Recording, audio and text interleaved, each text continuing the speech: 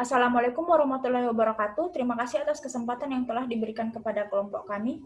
Di sini kami dari kelompok 2 untuk mata kuliah metodologi penelitian kualitatif akan membahas mengenai salah satu materi dari penelitian kualitatif yaitu penelitian historis. Nah, adapun anggota kelompok kami yaitu yang pertama saya sendiri Andi Basliawanti Murti dan rekan-rekan saya yaitu Maisuna Kundaryati, Novatul Labibah dan Siti Aisyah Anwar. Adapun submateri yang akan dibahas pada penelitian historis yaitu yang pertama, pengertian dan tujuan penelitian historis. Yang kedua ialah sumber data dan yang ketiga ialah cara untuk mengumpulkan online database. Yang keempat ialah sistematika penulisan. Yang kelima ialah evaluating dan mengimprestasikan data. Yang keenam ialah konsep penelitian historis. Yang ketujuh ialah kelebihan dan kelemahan dari penelitian historis. Yang kedelapan ialah contoh jurnal atau artikel mengenai penelitian historis. Adapun subbab yang pertama yang akan kita bahas yaitu mengenai pengertian dan tujuan penelitian historis. Nah, apa itu penelitian historis? Jadi penelitian historis adalah penelitian yang mengangkat tema masa lampau, di mana yang diteliti pada penelitian ini ialah peristiwa atau kejadian yang terjadi di masa lampau. Nah, hal ini sejalan dengan pendapat para ahli. Yang pertama ialah menurut Jack R. Frankel dan Norman Ewald pada tahun 1990, yang mengatakan bahwa penelitian historis adalah penelitian yang secara eksklusif memfokuskan kepada masa lalu. Penelitian ini mencoba merekonstruksi apa yang terjadi pada masa lalu dengan lengkap dan seakurat mungkin. Biasanya penelitian ini menjelaskan mengapa hal itu terjadi. Adapun menurut Donald Ari pada tahun 1980, dia mengatakan bahwa penelitian historis adalah untuk Saya Maisuna Kundaryati akan menjelaskan mengenai sumber data dalam penelitian historis. Yang pertama, kita mengenal yang namanya data primer, dan yang kedua adalah data sekunder. Yang pertama yaitu data primer. Didefinisikan sebagai data yang pertama kali muncul atau diperoleh saat atau segera setelah peristiwa tersebut terjadi. Jadi pada dasarnya data primer ini adalah data yang kita peroleh tanpa adanya tangan-tangan yang lain. Jadi peneliti langsung ke subjek dan objek yang diteliti. Misalkan dapat kita peroleh dari surat buku harian, artikel, surat kabar, khotbah hukum, laporan sensus, catatan imigrasi, surat pengesahan hakim, dokumen, perbuatan atau kejadian, foto, lukisan, film, gedung, dan alat-alat. Contohnya adalah penelitian disertasi yang dilakukan oleh McKinsey pada tahun 2003 dari University of New Hampshire dengan tujuan atau judul The Impact of Bostonian Society on Political Decision-Making and Scientific Advancement in Colonial America and the Early Decades of United States. Nah, dalam penelitian yang dilakukan oleh McKinsey itu menuliskan hal-hal yang dia peroleh dari sumber data pertama ke dalam disertasinya. McKinsey menuliskan bahwa sebuah organisasi kapten laut didasarkan pada persekutuan dan saling membantu dan dengan peran yang berbeda di pelabuhan atau pelabuhan Boston. Jadi setiap kalimat yang McKinsey utarakan atau McKinsey tuliskan di disertasinya adalah hasil yang dia peroleh dari sumber data primer, jadi bukan kutipan dari manapun. Intinya seperti itu. Contoh yang kedua adalah penelitian yang dilakukan oleh Kevin Kearns, Double Tenement Life. Pada penelitian yang dilakukan oleh Kevin, dia meneliti bagaimana masyarakat Irlandia itu intinya memperoleh jodoh. Nah, pada penelitian ini, Kevin mewawancara beberapa, dalam kutipan ini, Kevin menceritakan bahwa bagaimana interviewinya atau orang yang dia interview memandang atau memiliki sudut pandang terhadap fenomena clicking. Jadi di Irlandia, clicking itu adalah semacam hal yang dilakukan oleh perempuan di Irlandia dengan cara pergi pada malam hari ke suatu jalanan dengan bergaya yang cantik dan fashionable dalam rangka seolah-olah dia itu hanya mencari angin atau hangout, tapi sebenarnya dia itu mencari laki-laki yang tertarik ke dia untuk dijadikan jodoh, dijadikan suami. Ya, seperti itu, fenomena clicking. Nah, pada penelitian ini, McKenzie menginterview beberapa orang yang pernah melakukan atau mendapatkan pasangan dari clicking ini tersebut. Jadi, itu adalah salah satu contoh ya, penelitian atau sumber data primer dalam penelitian historis. Nah, beberapa hal yang harus diperhatikan dalam penelitian historis. Yang pertama adalah pernyataan partisipan tidak selalu akurat.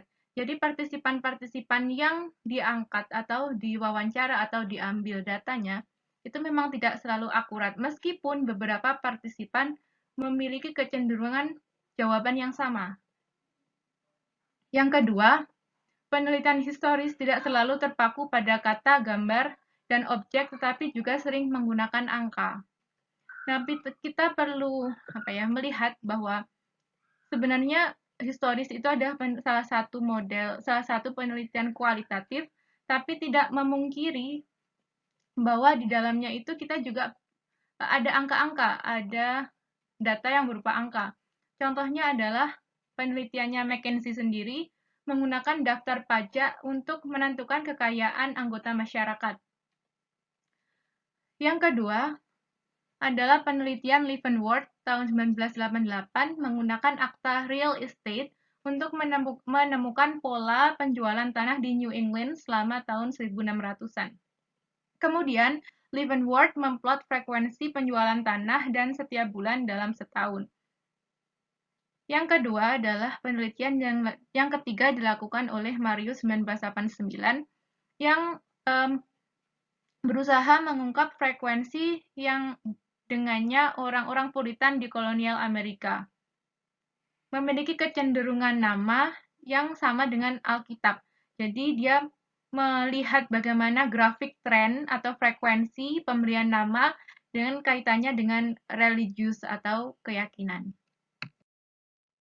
Yang selanjutnya adalah data sekunder, yaitu data yang diperoleh dari karya menulis tentang sumber primer sejarawan yang telah menafsirkan dan menulis data primer.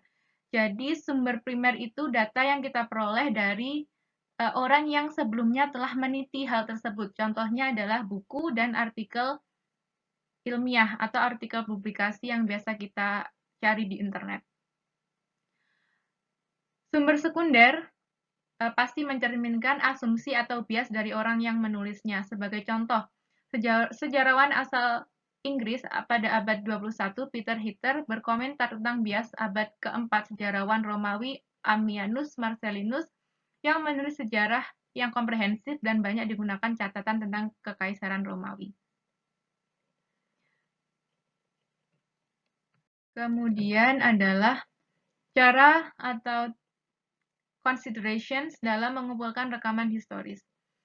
Peneliti menggunakan salinan dari sumber utama. Nah, pada penelitian historis, seringkali peneliti itu mendapatkan salinan dari sumber utama. Jadi, sumber utama, misalkan suatu kejadian yang direkam dalam surat atau notulen atau akta, dan lain-lain. Yang peneliti temukan dalam koleksi arsip di perpustakaan, museum, lembaga sejarah, dan sejenisnya. Tetapi, sering perkembangan zaman, maka peneliti sering memfotokopi sumber menggunakan kamera digital sebagai alternatif pengumpulan data yang efektif. Yang selanjutnya adalah karena kami menggunakan buku LIDI, jadi sumber data dari database ini cenderung untuk data history untuk Amerika. Kalau teman-teman memiliki contoh database untuk history research Indonesia, maka bisa berkomentar atau share di grup. Yang pertama ada American History in Video, kemudian Ancestor Library, Digitized Primary American History Resources, Digitized World History Resources, Early American Newspaper, ProQuest Historical Newspaper, The New York Times, dan yang terakhir Historical Statistics of the United States. Selanjutnya adalah practical applications, tips menyusun data historis.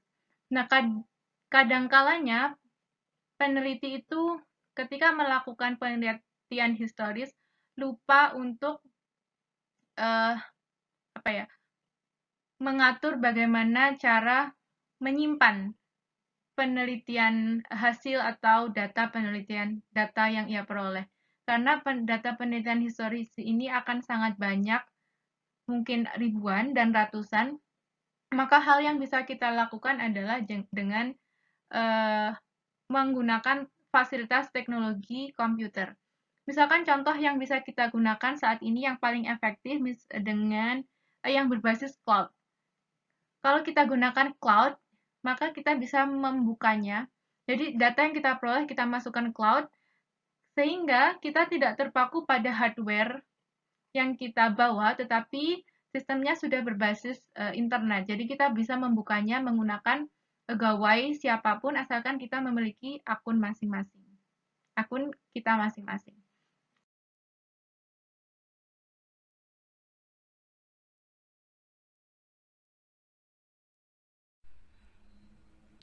Assalamualaikum warahmatullahi wabarakatuh. Saya Novatul Labibah akan melanjutkan presentasi pada subbab yang kelima, yaitu mengevaluasi dan menginterpretasi data penelitian historis. Yang pertama, mengevaluasi data. Setelah peneliti menemukan data historis yang relevan dengan masalah penelitian, maka tugas mereka selanjutnya adalah menentukan apakah data tersebut merupakan fakta atau bahkan fiksi. Mengingat ada beberapa peneliti yang biasanya memanipulasi data. Jadi tugas peneliti historis di sini harus menentukan validitas datanya. Dalam penelitian historis, data membutuhkan dua jenis evaluasi. Yang pertama, seorang peneliti harus menilai apakah dokumen atau artefak itu asli. Kemudian yang kedua, jika item tersebut sudah terjamin keasliannya, maka peneliti harus memutuskan apa artinya. Jadi dalam dua situasi ini, peneliti sedang mereview data untuk menentukan bukti eksternal dan bukti internal. Bukti data penelitian historis yang pertama itu ada bukti eksternal. Nah, biasanya berkaitan dengan pertanyaan apakah artikel tersebut asli, jadi berkaitan dengan keaslian suatu artikel yang memuat sejarah tertentu. Bukti eksternal ini penting untuk kredibilitas dari penelitian. Untuk menetapkan keaslian dokumen dalam beberapa kasus mungkin bisa melibatkan seperti penanggalan karbon, berkaitan dengan usia, fenomena yang dinyatakan dalam suatu artikel. Kemudian yang kedua ada analisis tulisan tangan, kemudian identifikasi jenis tinta dan kertas yang digunakan, penggunaan kosakata dan gaya penulisan, serta karya detektif sejarah lainnya. Bukti yang kedua ada bukti internal. Jadi kalau bukti eksternal tadi berkaitan dengan keaslian artikel, kalau bukti internal berkaitan dengan apa fungsinya berarti. Artinya berkaitan dengan penting tidaknya suatu sejarah yang dinyatakan dalam suatu artikel penelitian. Kemudian ketika mempertimbangkan naskah atau pernyataan, biasanya dalam bukti internal ini peneliti menanyakan pertanyaan seperti apa yang penulis coba katakan, kepada individu atau peristiwa apa yang dirujuk pada frase tertentu, dan penafsiran apa yang dapat diambil dari kata-kata tersebut. Nah, jadi masalah bukti internal ini bisa berlaku untuk artikel dari masa lalu dan bisa juga dari dokumen kontemporer. Selanjutnya contoh evaluasi data penelitian historis. Contohnya ini pada penelitian kehidupan Abraham Lincoln pada tanggal 19 November 1863. Jadi Abraham ini merupakan presiden di Gettysburg, Pennsylvania. Dia berpidato di peresmian pemakaman nasional. Isi pidatonya ini yaitu tetapi dalam arti yang lebih besar, kita tidak bisa mengabdi. Kita tidak bisa mentanah habiskan, kita tidak bisa menguduskan tanah ini. Orang-orang pemberani hidup dan mati yang berjuang di sini telah menguduskannya. Jauh di atas kekuatan buruk kita untuk menambah atau mengurangi. Jadi tugas peneliti yang meneliti kehidupan Abraham Lincoln ini bertugas untuk menentukan apa yang dimaksud Lincoln secara spesifik dari kata-katanya dalam pidato tersebut. Jadi ini merupakan perhatian dari bukti internal. Selanjutnya, menginterpretasi data. Saat menginterpretasi data historis, seorang peneliti pasti harus menerapkan asumsi tertentu. Misalnya, ketika melihat undang-undang yang dibuat oleh pemerintah demokratis pada era tertentu, peneliti mungkin berasumsi bahwa hukum mencerminkan kebutuhan dan kepercayaan masyarakat mayoritas pada warga pemilihnya. Atau lebih umum lagi, saat melacak jalannya peristiwa di kelompok sosial atau budaya tertentu, peneliti mungkin berasumsi bahwa peristiwa mencerminkan ekonomi atau kemajuan sosial. Dan untuk lebih baik atau lebih buruknya kemajuan sosial tersebut, peneliti historis mungkin cenderung melihat praktek yang konsisten dengan norma dan nilai budaya mereka sendiri. Fungsi asumsi peneliti atas data historis. Contoh interpretasi data melalui asumsi peneliti. Jadi peneliti histori yang baik bisa mengidentifikasi secara eksplisit dan konkret. Kemudian asumsi yang dimiliki peneliti akan memandu untuk melakukan interpretasi atas data historis. Sebagai contoh, interpretasi peneliti pada peristiwa selama krisis dalam praktek penanaman gula Jamaika selama awal abad ke-19.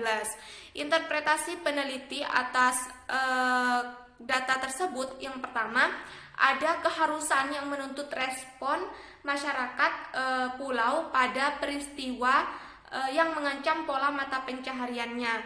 Asumsi yang kedua, sebagian besar perilaku yang terlibat dalam tanggapannya dibatasi oleh kendala yang melekat dalam ekosistem budaya yang diarahkan pada tujuan tertentu.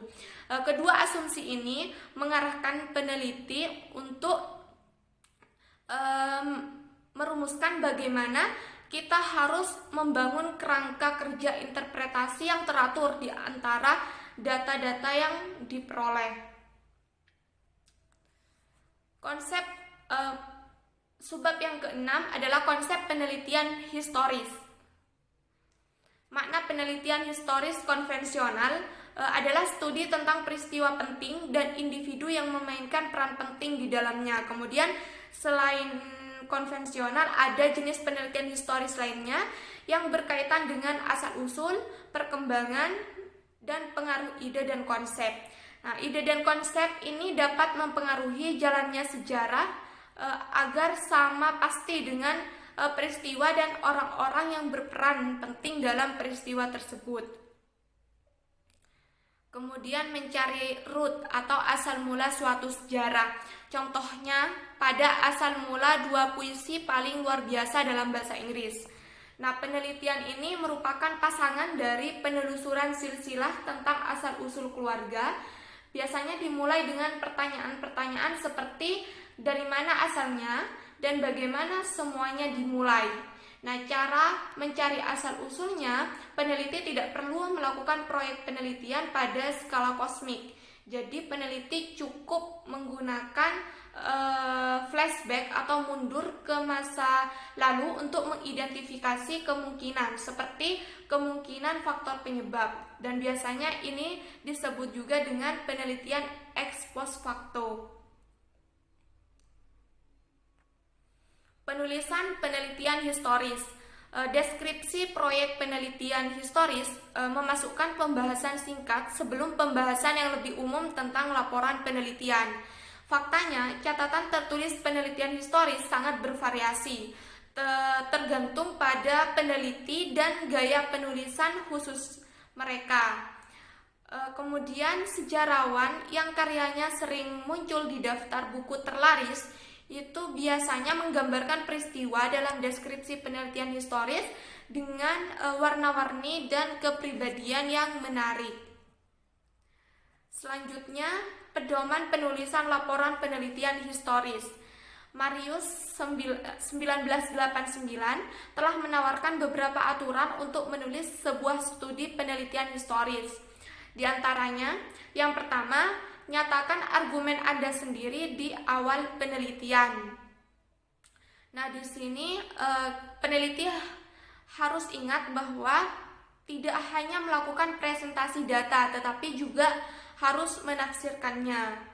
Peneliti harus terbuka tentang interpretasi dan tidak membuat pembacanya hanya bisa menebak-nebak. Kemudian yang kedua, berikan contoh untuk mendukung pernyataan apapun yang peneliti buat. Jadi peneliti harus membuat yang lebih meyakinkan kasus ketika memberikan contoh data, sehingga memberikan kepercayaan pada posisi peneliti. Kemudian yang ketiga, berikan perlakuan seadil mungkin untuk semua perspektif yang berbeda dari perspektif peneliti. Jadi, peneliti mungkin sangat baik dalam menyajikan interpretasi yang berbeda dari peneliti lainnya, menggambarkan tafsir yang saling bersaing, dan memberikan bukti yang mendukungnya. Kemudian yang keempat, tunjukkan kelemahan argumen Anda sendiri. Jadi lebih baik membuat lubang di kasus sendiri daripada meminta orang lain untuk melakukannya. Jadi harus tahu kelemahan dari penelitian pada kasusnya sendiri. Seorang peneliti akan tergambarkan sebagai peneliti yang kredibel jika peneliti itu tampak objektif, tidak sepihak membabi buta dalam analisis dan interpretasi datanya. Kemudian ada catatan penting di sini, untuk pedoman yang keempat, peneliti harus ingat bahwa proyek penelitian sementara bisa menjawab pertanyaan awal penelitian, atau bisa juga menghasilkan pertanyaan baru yang belum terjawab.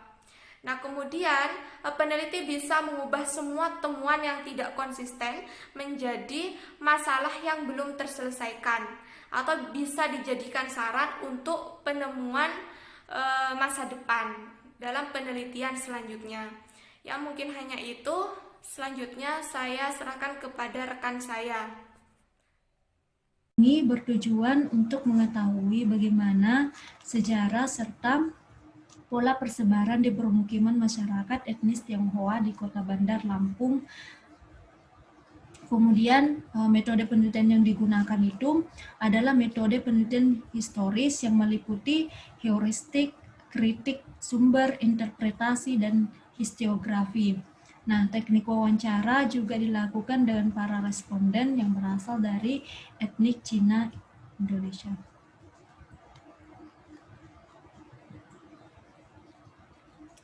Sebelumnya tadi dijelaskan bahwa metode yang digunakan dalam penelitian ini adalah metode penelitian historis yang meliputi heuristik, kritik sumber, interpretasi, dan historiografi.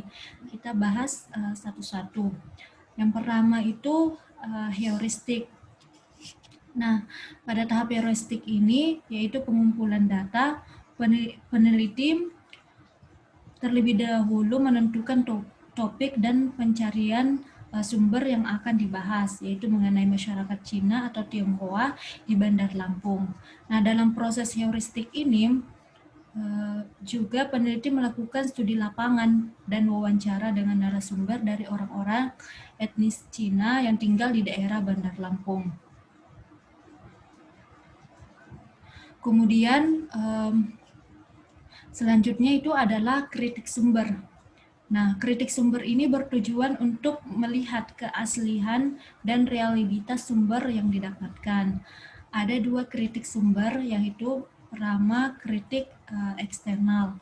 Nah, kritik eksternal ini dilakukan dengan melihat latar belakang dari penulis, kemudian kertas yang digunakan, font atau jenis huruf, bahasa ejaan, dan penerbit dari sumber tersebut. Kemudian kritik internal. Ini kritik internalnya ini dilakukan dengan melihat isi dari sumber itu, apakah isinya itu relevan dengan fakta sejarah dan sesuai dengan topik yang akan dibahas. Nah, kemudian langkah selanjutnya itu adalah interpretasi. Interpretasi ini yakni biasa disebut juga dengan penafsiran. Nah, dari setiap peristiwa ini berdasarkan sumber yang telah didapat, dilakukan berdasarkan fakta dan juga data yang diperoleh, sehingga tidak hanya imajinasi semata. Untuk itu, peneliti mencantumkan sumber data yang digunakan. Nah, pada tahap interpretasi ini, sumber-sumber primer yang telah didapatkan itu dilakukan secara komparasi dengan sumber-sumber lain, baik sekunder ataupun tersier. Hal ini dilakukan agar tidak ada kesalahan pemaknaan. Pada tahap interpretasi ini juga, peneliti berusaha untuk mengaitkan antara fakta yang satu dengan fakta lainnya, sehingga diperoleh sebuah gambaran peristiwa secara utuh dan kronologis serta saling berkaitan. Kemudian, tahap terakhir itu adalah tahap terakhir dari metode ini adalah historiografi. Nah, di sini historiografi ini yaitu penulisan sejarah. Penulisan sejarah ini disusun secara kronologis dengan memperhatikan aspek kausalitas. Pembahasan mengenai pada penelitian ini yaitu mengenai pola permukiman masyarakat Cina atau Tionghoa dilakukan dari berbagai sudut pandang. Adapun hasil penelitian dalam penelitian ini yaitu dapat disimpulkan bahwa di Bandar Lampung etnis Tionghoa itu secara umum terdapat 3 suku, yakni suku Ke, suku Hokkien, dan suku Konghu yang memiliki jenis pekerjaan yang berbeda dan mempengaruhi pola permukiman yang ada. Sebaran permukiman masyarakat etnis Tionghoa di Bandar Lampung mengikuti pola linear atau terpusat. Kemudian polanya juga dia itu mengelompok dan menyebar. Nah, pada pola linear ini dapat diketahui bahwa masyarakat etnis Tionghoa sebagian besar dan idealnya itu adalah hidup secara linear. Dan karena mereka adalah pedagang, maka mereka itu memanfaatkan garis lurus-lurus di jalanan. Nah, selain itu mereka juga harus hidup mengelompok, untuk saling menjaga diri dan saling membantu dalam berbagai aspek kehidupan. Sedangkan sebagian masyarakat etnis Tionghoa juga itu ada yang hidup menyebar. Mereka yang hidup menyebar ini secara faktor ekonomi kurang memadai dan akhirnya itu mereka itu berbaur dengan masyarakat biasa di Lampung. Nah, adapun kesimpulan dari penelitian ini yaitu pola permukiman etnis Cina atau Tionghoa di Bandar Lampung tentu saja tidak terlepas dari dinamika perkembangan warganya, termasuk dari kebijakan politik pemerintah yang berlaku pada saat itu.